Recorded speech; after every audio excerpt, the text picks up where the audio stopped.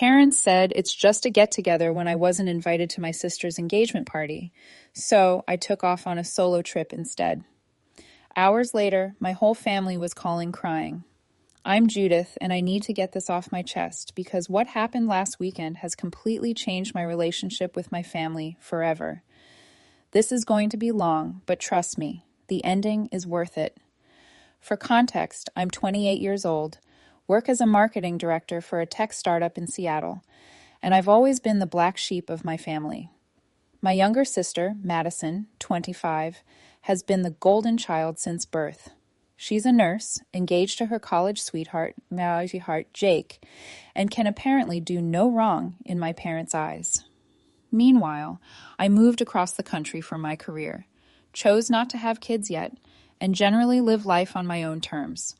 The favoritism has always been obvious, but I've learned to deal with it. What happened last weekend, though, crossed every line imaginable. It started on Thursday when my mom, Patricia, called me during my lunch break. She seemed nervous, which was unusual for her. Hey, sweetie, I just wanted to let you know that Madison and Jake are having a little get-together this Saturday. Nothing fancy, just a casual thing with close friends. I thought it was weird she was telling me about a random party I wasn't invited to, but I brushed it off. Okay, sounds fun for them. Right, exactly. It's really nothing special, just some people coming over for dinner and drinks.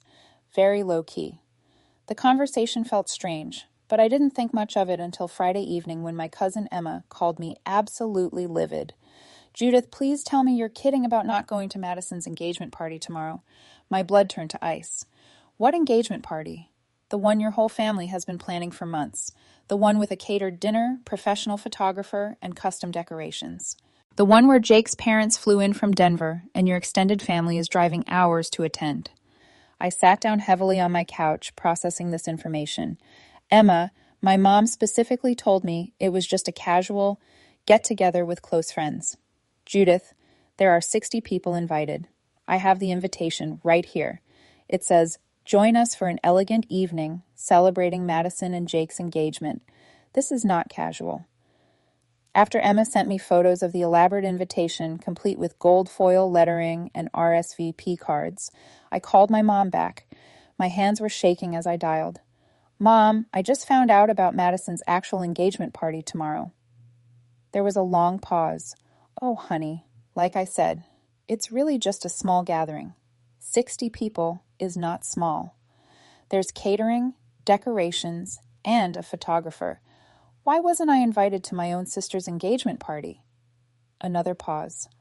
Well, Madison thought, we all thought it might be better if you weren't there. You know how you can be sometimes, how I can be. What does that mean? You know, Judith, you tend to make things about yourself, and with your lifestyle being so different from Madison's, we just thought it would be more comfortable for everyone if this was more of a traditional celebration. I was speechless. My own family had deliberately excluded me from one of the biggest events in my sister's life and then lied to my face about it. Mom, I'm her sister, her only sister. I know, sweetie, but Madison really wants this day to be perfect. She's worried that you might say something inappropriate or that people will ask about why you're still single or about your job keeping you so far away. She just wants to focus on celebrating with Jake's family and our close friends without any complications. The word complications hit me like a slap. That's what I was to them, a complication. I see. Well, I hope Madison has her perfect day. I hung up and immediately started crying. Not just from hurt, but from rage. After everything I'd done for this family, paying for Dad's medical bills when he had his heart attack, helping them with their mortgage when Dad lost his job, flying home for every holiday despite the expense, this is how they repaid me. But then something shifted. I wiped my tears and started planning. I had been saving for months for a vacation I kept putting off because of work. I had enough money for something spectacular, and suddenly I knew exactly what I was going to do. I called my best friend, Rachel, who works for a luxury travel agency. Rachel, I need you to work a miracle. I want the most amazing solo trip you can book for this weekend starting tomorrow morning. Money is not an object. Judith, it's Friday night. Everything good will be booked. Please, Ra, I'm desperate. My family just showed me exactly what they think of me, and I need to do something incredible for myself. Rachel worked her magic. By midnight, she had booked me a weekend at the Four Seasons Resort in Maui, complete with first-class flights, a suite with an ocean view, a private beach cabana, spa treatments, and a sunset helicopter tour. The total cost was more than I usually spend in 3 months, but I didn't care. Saturday morning, while my family was setting up for Madison's small gathering, I was boarding a first-class flight to Hawaii. I decided to document everything on social media, but not in a vindictive way. I genuinely wanted to celebrate my own life and show myself that I deserve beautiful experiences, even if my family didn't think so. My first post was a photo of my first-class seat with a glass of champagne. Sometimes you have to celebrate yourself. Off on a spontaneous solo adventure to Maui. Here's to new beginnings and knowing your worth. Clinking glasses emoji. Airplane emoji. The responses started immediately. Friends were amazed and excited for me. Several coworkers commented about how jealous they were.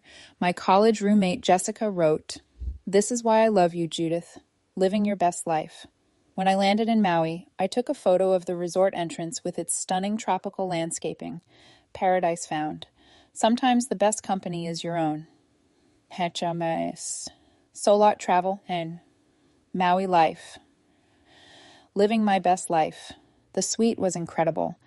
Floor-to-ceiling windows overlooking the Pacific, a private balcony, marble bathroom with a soaking tub, and complimentary champagne and chocolate-covered strawberries. I took a photo of the view and posted it with the caption, "Room with a view, grateful for jobs that let you have adventures like this." Hasha. Blessed, hasha. Ocean view, hasha, self-care. But the real masterpiece was when I got to my private beach cabana. The resort had set up a beautiful spread with fresh fruit, gourmet sandwiches, and tropical drinks.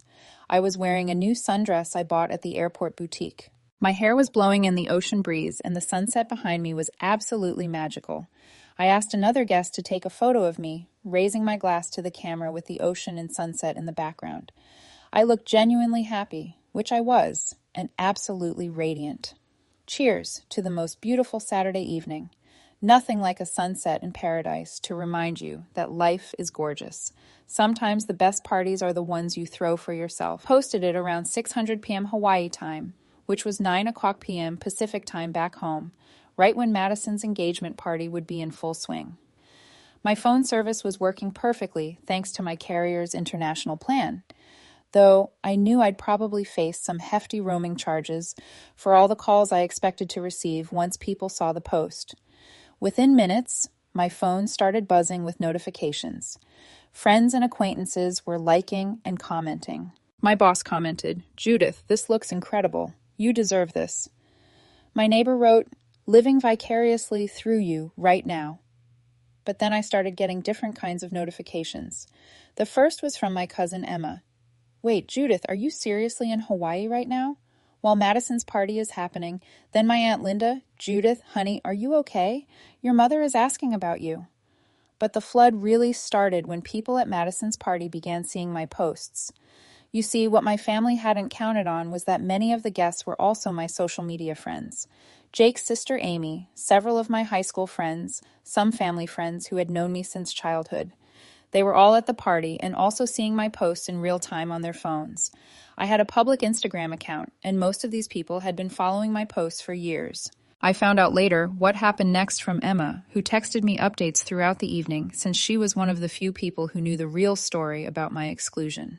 Around 9:30 p.m., Jake's sister Amy was scrolling through Instagram when she saw my sunset photo. She showed it to a few people, and word started spreading through the party. "Wait, isn't that Judith Madison's sister? Is she in Hawaii right now?" People started pulling out their phones to look at my posts. The photos were stunning, and the captions were gracious, but clearly indicated this was a spontaneous solo trip. Jake's mom, Mrs. Thompson, apparently asked Madison directly, "Honey, where is your sister tonight? She's not here, but she's posting these beautiful photos from Hawaii." Madison, according to Emma, went completely white. She had other plans. But Mrs. Thompson pressed further. "Other plans? She flew to Hawaii today. That seems like quite a coincidence that she'd plan a luxury vacation on the same day as your engagement party." This is when things got messy. Jake's dad, Mr. Thompson, who had always been fond of me during family gatherings, spoke up. Patricia, I have to ask, was Judith not invited tonight? My mom, Patricia, apparently started stuttering. Well, it's complicated. She lives so far away and we kept it small. But Emma jumped in. Small? There are 60 people here. And Judith lives in Seattle, not Antarctica. She could have easily flown here if she'd been invited. Jake's parents exchanged looks. Mrs. Thompson said, I specifically asked about Judith when we were planning this because I wanted to meet her. You told me she couldn't make it because of work commitments. That's when everything unraveled. Madison broke down crying and admitted that they hadn't invited me because they were worried I would cause drama or make inappropriate comments about the relationship. Jake looked horrified. Madison, we didn't discuss not inviting your sister. I assumed she couldn't come because of distance or work. Jake's parents were visibly upset. Mrs. Thompson said, I cannot believe you would exclude your own daughter from her sister's engagement party and then lie about it. The party atmosphere completely shifted. People were uncomfortable, whispering among themselves, and several guests started making excuses to leave early. But it got worse. My dad's sister, Aunt Karen, had apparently been drinking and was not having any of my family's excuses. She stood up and said loudly enough for everyone to hear, This is absolutely disgraceful. Judith has done more for this family than anyone else. She paid for Robert's medical bills, helped with your mortgage, and flies here for every holiday despite living across the country. And this is how you repay her? By excluding her and lying about it. While she's off living her best life in Hawaii, you're here making excuses for treating your own daughter like garbage. Emma said the room went dead silent. Jake's parents decided to leave. Mrs. Thompson told Madison, We're disappointed in how this was handled. Well, talk more when emotions aren't so high. By 10 p.m., about half of the 60 guests had left early. Madison was crying in the bathroom. Jake was arguing with my parents in the kitchen, and the professional photographer was awkwardly packing up his equipment since the celebration had completely fallen apart. That's when the phone calls started. The first call came at 10:15 p.m. Hawaii time, 1:15 a.m., back home. It was my mom, and she was crying hysterically. Judith, honey, you need to come home right now. The party is ruined. Madison is devastated, and Jake's parents left. Everyone's asking about you and your Hawaii trip. Mom, I'm in Hawaii. I can't just come home. And why would I? I wasn't invited to begin with. Please, Judith. Madison needs her sister. She's upstairs crying and saying the whole engagement is ruined. The engagement is ruined because I'm not there. That doesn't make sense. Mom, people are saying terrible things about how we treated you. Jake's family is upset. Aunt Karen gave us a lecture in front of everyone. You have to fix this. I have to fix this. I have to fix the situation where you deliberately excluded me and lied about it. That's when I heard Madison grab the phone. Judith, you're being so selfish, she screamed through her tears. You knew this was my engagement party, and you deliberately planned this trip to ruin it. Madison, I didn't know it was your engagement party. Mom told me it was a casual get-together with friends. I only found out the truth yesterday from Emma. That's not true. You knew, and you did this to hurt me. Madison, I literally had no idea. Check the timestamps on my flight booking if you want. I booked this trip after I found out I wasn't invited to what I was told was a casual dinner party. Jake apparently took the phone then. Judith, I'm so sorry. I had no idea you weren't invited. I thought you couldn't come because of work or distance. If I had known, I would have insisted you be here. Jake, it's not your fault. You didn't know my family decided I was a complication to be managed, rather than a sister to be celebrated. The calls kept coming all night, and I was grateful for my international phone plan. Even though I knew this was going to cost me a fortune in roaming charges, my dad Robert called, crying and apologizing. Aunt Karen called to tell me she was proud of me and that my parents owed me a massive apology. Emma called with updates from the party aftermath, but the most interesting call came Sunday morning from Mrs. Thompson, Jake's mother. Judith, I got your number from Emma. I wanted to call and apologize for what happened last night, Mrs. Thompson, you don't need to apologize. You didn't do anything wrong. I feel terrible that we celebrated an engagement party while Jake's future sister-in-law was deliberately excluded. That's not how families should work. I appreciate that more than you know. I also wanted you to know that Jake and Madison are going to have some serious conversations about family dynamics before this wedding moves forward. Jake is reconsidering some things. That afternoon, I got a long text from Jake. Judith, I've been thinking all night about what happened. I'm horrified that my future in-laws excluded you and then lied about it. I'm even more concerned about Madison's reaction when she was caught. Instead of apologizing to you, she blamed you for ruining her day when you were the one who was wronged. I need to see some significant changes in how your family treats you before I'm comfortable moving forward with wedding planning. Madison and I are going to couples counseling, and I'm insisting that your whole family go to family therapy.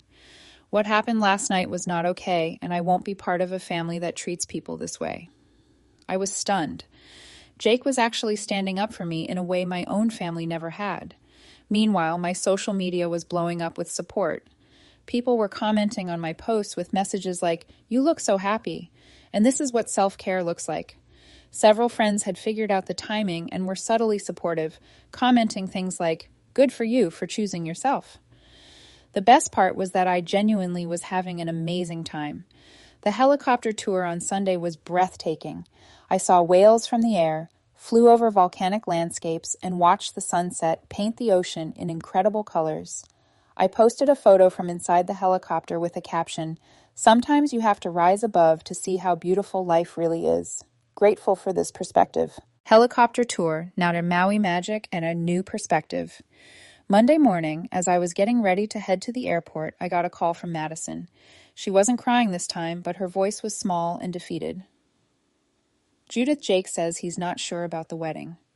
Madison, I'm sorry to hear that, but this isn't about me. This is about how our family treats people and how you reacted when you were caught excluding me. But you ruined my engagement party by going to Hawaii. Madison, I went to Hawaii because I found out I was deliberately excluded from my own sister's engagement party and then lied to about it. I took a beautiful trip for myself instead of sitting at home feeling sorry for myself. That's not ruining your party. That's choosing my own happiness over your drama. But everyone was talking about you instead of celebrating me. Madison, do you hear yourself? Everyone was talking about the fact that you excluded your own sister from your engagement party. That's a choice you made, not something I did to you. There was a long pause. Jake wants me to apologize to you. Do you want to apologize to me? Another pause. I don't think I did anything wrong by wanting my engagement party to be perfect. Then we have nothing more to discuss. I hung up and blocked her number. The flight home was bittersweet. I'd had the most incredible weekend of my life, but I was flying back to a family situation that was completely changed. When I got home, I had 17 missed calls from my parents and a dozen text messages begging me to fix things with Madison. But before I called my parents, I needed to process everything that had happened. I sat in my apartment Tuesday evening, looking through the photos from Hawaii, and started thinking about all the signs I had missed over the years. There was my college graduation where my parents spent the entire ceremony talking about Madison's nursing program acceptance. During the family dinner afterward, every conversation somehow shifted back to Madison's achievements. When relatives asked about my marketing degree, my mom would quickly redirect with updates about Madison's clinical rotations. Then there was the time I got promoted to marketing director at 26, making me the youngest person in that role at my company. I called home excitedly to share the news. My dad Robert's response was, "That's nice, honey. Did we tell you Madison made Dean's List again?" Or, the Christmas when I flew home after working 18-hour days to afford the trip, bringing expensive gifts for everyone. Madison had forgotten to get me anything, so my mom quietly gave her one of the presents I brought for Mom to give to me instead. Madison felt so bad, Mom explained. We didn't want her to be embarrassed. The medical bill situation was especially telling now that I thought about it. When Dad had his heart attack 3 years ago, I immediately transferred $5,000 to help with the deductible and expenses. I didn't hesitate, didn't ask for repayment plans, just sent the money because family helps family, right?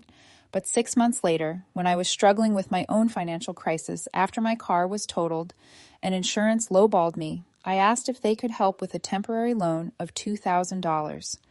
I would have paid it back with interest within 3 months. "Oh, honey, we're still recovering from Dad's medical expenses," Mom said. "Maybe you could ask your company for an advance."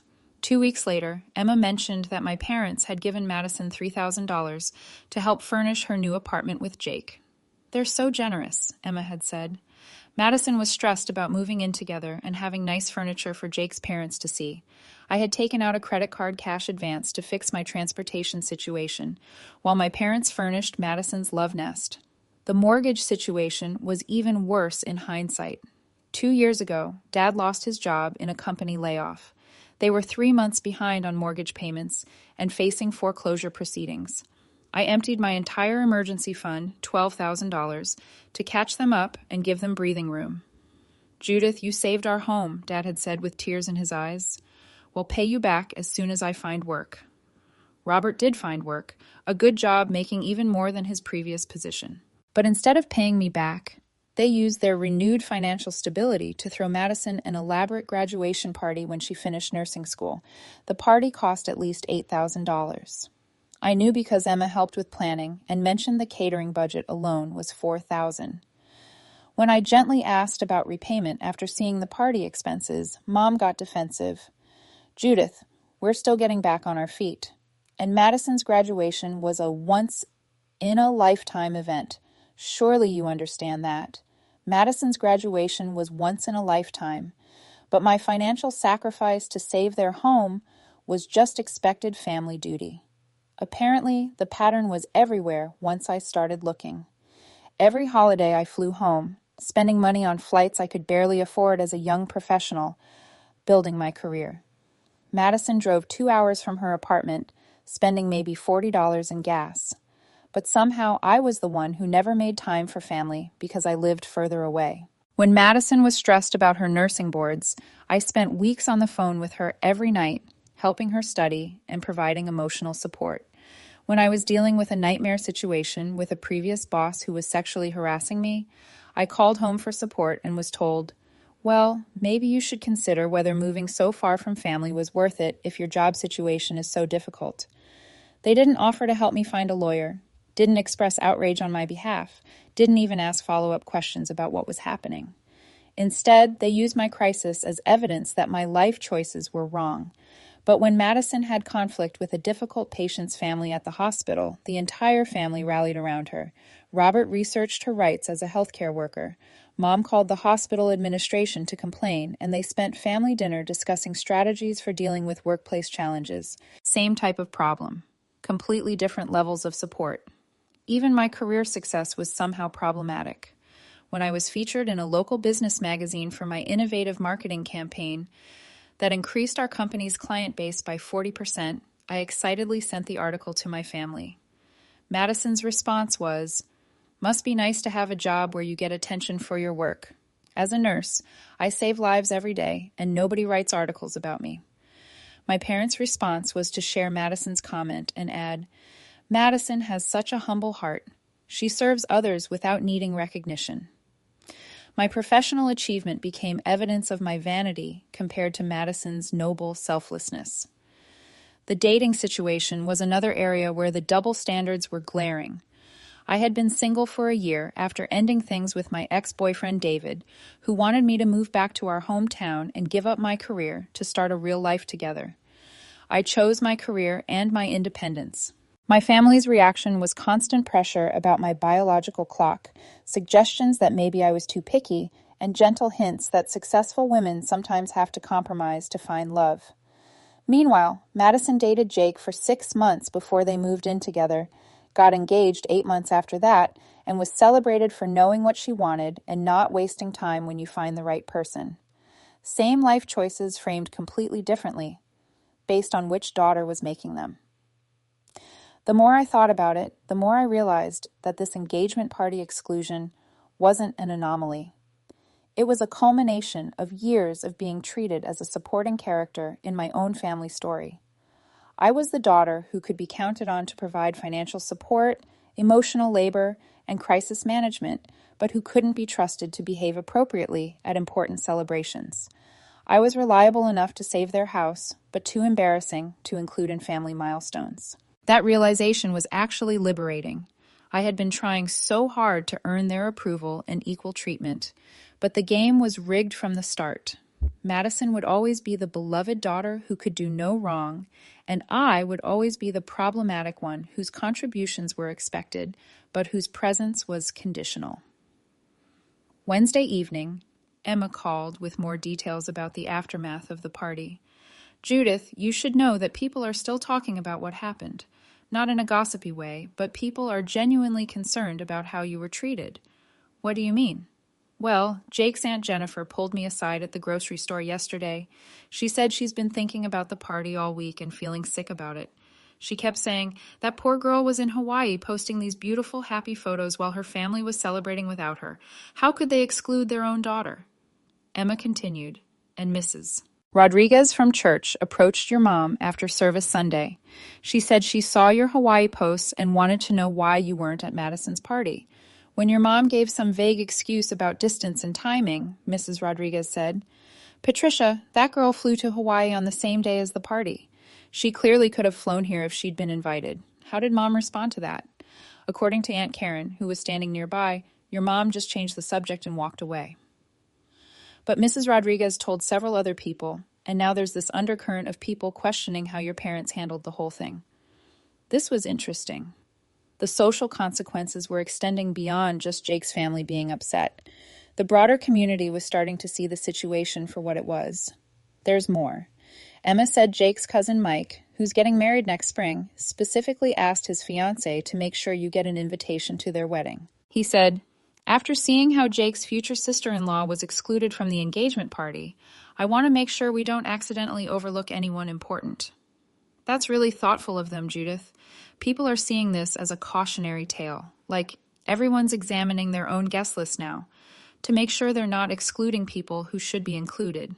Your situation is making people think about how they treat family members.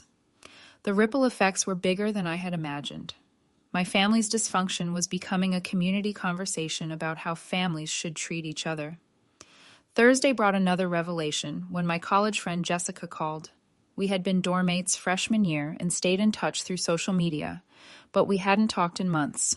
Judith, I hope this isn't overstepping, but I saw your Hawaii posts over the weekend, and I've been thinking about them ever since. Oh, thanks. It was an incredible trip. The thing is, I remember how you used to talk about your family dynamics in college. You were always so stressed about not being good enough for them, always trying to prove yourself worthy of their love and approval. I had forgotten how much I used to confide in Jessica during late-night conversations in our dorm room. Looking at your Hawaii photos, though, you looked genuinely happy, in a way I hadn't seen in your posts for years.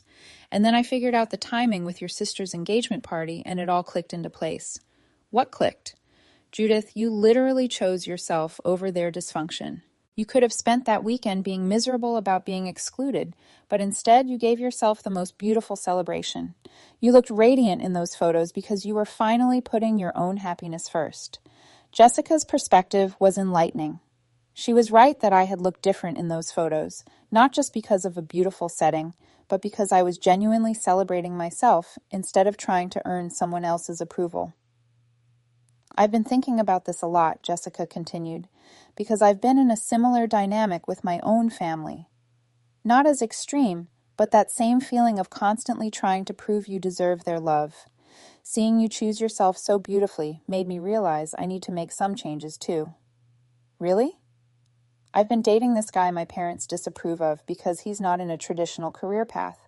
He's an artist. I've been hiding the relationship and feeling ashamed instead of just living my life. Your Hawaii weekend made me realize that I can't keep shrinking myself to fit their expectations.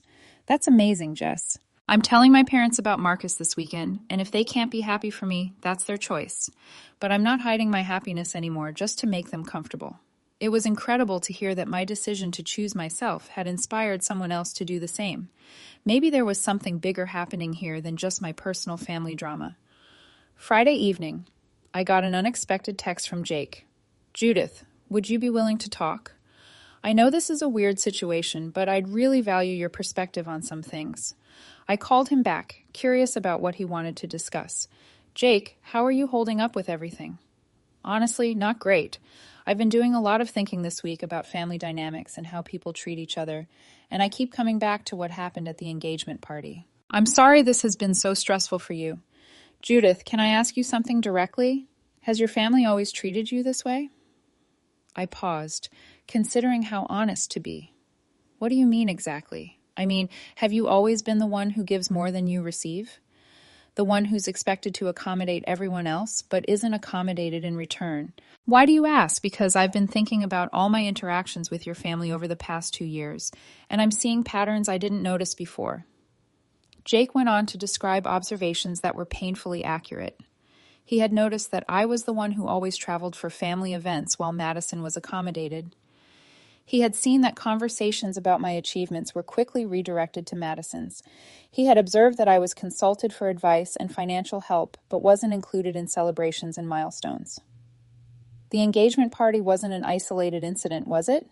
He asked. No, Jake. It was just the most obvious example of a long-standing pattern. I need to ask you something else, and please be honest. Do you think Madison is aware of how unequally you're treated? This was a question I had been avoiding asking myself. I think Madison benefits from the inequality, and she's chosen not to examine it too closely. Whether that's conscious awareness or willful blindness, I'm not sure it matters. That's what I was afraid of, Jake said quietly. Jake, can I ask why you're asking me these questions? Because I'm trying to figure out if I'm about to marry someone who participates in treating her own sister badly, or if she's just been unconsciously following her parents' lead.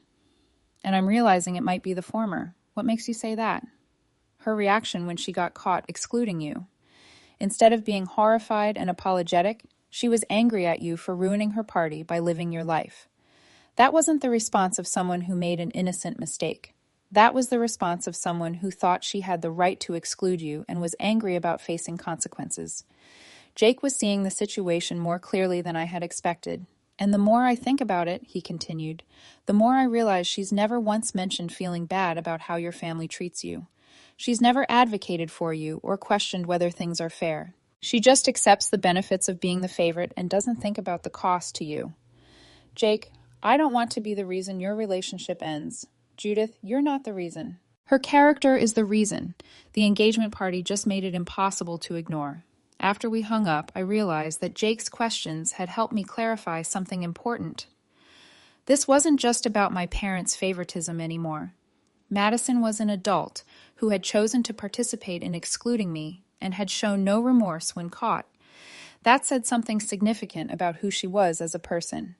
Saturday morning, I woke up feeling clearer about everything than I had in years. I made myself a nice breakfast, sat on my balcony with my coffee, and started planning that call to my parents. I called my parents and told them we needed to have a serious conversation. Judith, Robert, I need you to understand something. What happened this weekend wasn't about a party. It was about you deciding that I'm an embarrassment to this family and then lying to my face about it. Judith, that's not true, Robert said. Robert, you excluded me from one of the most important events in Madison's life because you thought I would cause drama. Then, when I found out and chose to do something beautiful for myself instead of wallowing, you called me selfish for not fixing the situation you created. We just wanted Madison's day to be perfect, my mom said, and you decided that meant I couldn't be there. Do you understand how that feels to know that your own family thinks your presence would ruin an important celebration? Silence. And instead of apologizing when you were caught, you tried to make me responsible for fixing it. You wanted me to fly home from Hawaii to make Madison feel better about excluding me. More silence. Here's what's going to happen, I continued. I'm done being treated like a second-class member of this family. I'm done being expected to contribute financially and emotionally while being excluded from important events.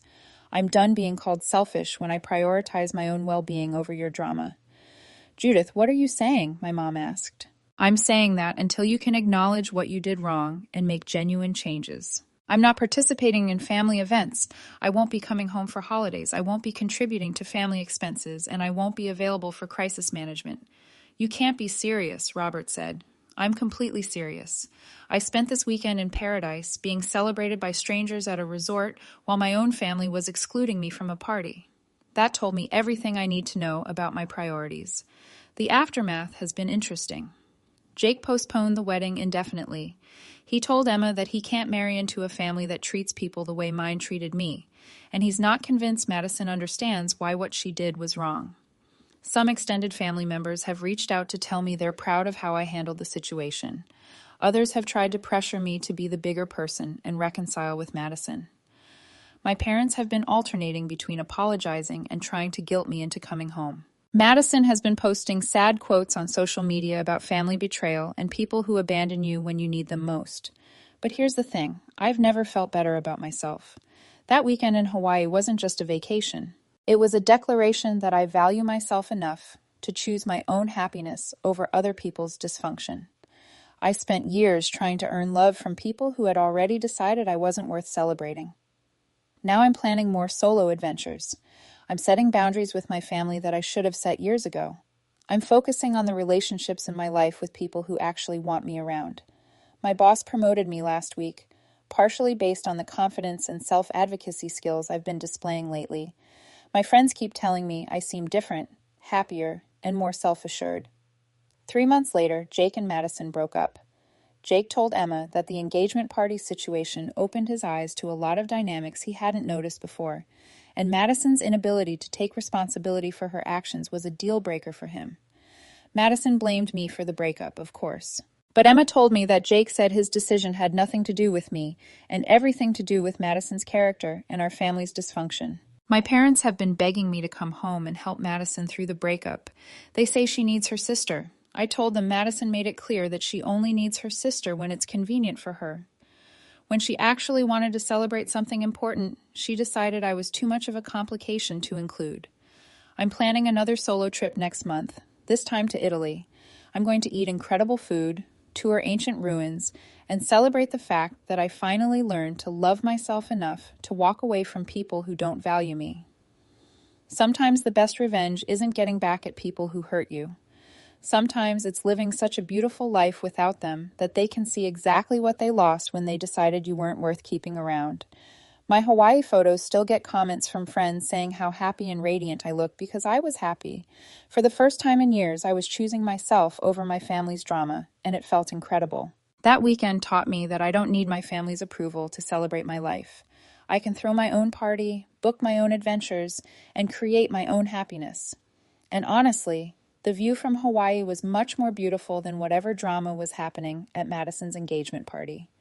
Anyway, update. 6 months later, I'm engaged to an amazing man I met through work who thinks my independence and self-respect are attractive rather than problematic. We're planning a small destination wedding in Tuscany, and yes, my family is invited, but only if they can genuinely celebrate our happiness without making it about their drama.